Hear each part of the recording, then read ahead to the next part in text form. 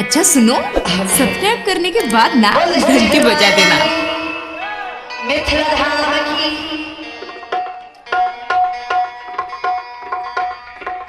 कहे कहर छे मिथिला वासी छी, मिथिली हमर नाम यो। मिथिला वासी छी, मिथिली हमर नाम यो। सब दर्शक के हम संगीता भारती करे छी प्रणाम यो, करे छी प्रणाम यो, करे छी प्रणाम। कहे कहर छे आज के रात, आजू के रात, खुशी के रात ए जनकपुर में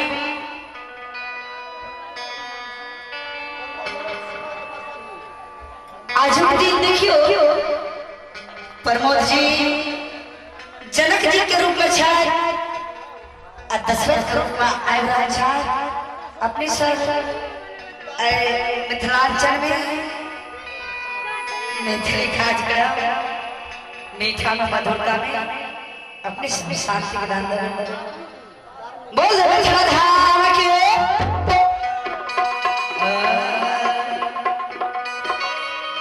दुर्गा दुर्गति दूर करे,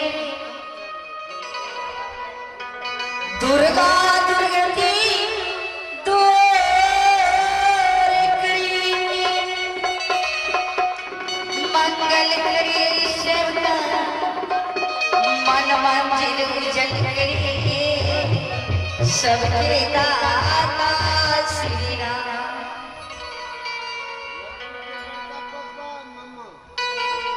अखन अखन देखियो आज अंतिम रात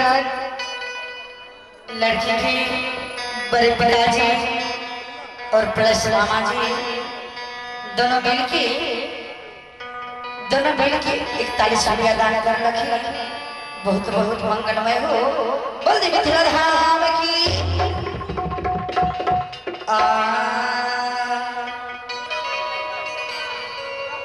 लाले लाले फुलावा हे मैया,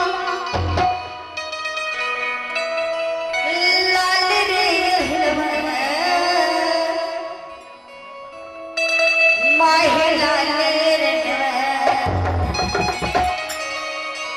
बोल सच दरबार की लाले लाले फुलावा हे चली,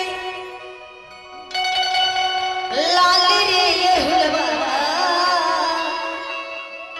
माहे लाले रंगवा, माहे लाले रंगवा, माहे लाले रंगवा। मैया मैया की तन पर चुनरिया,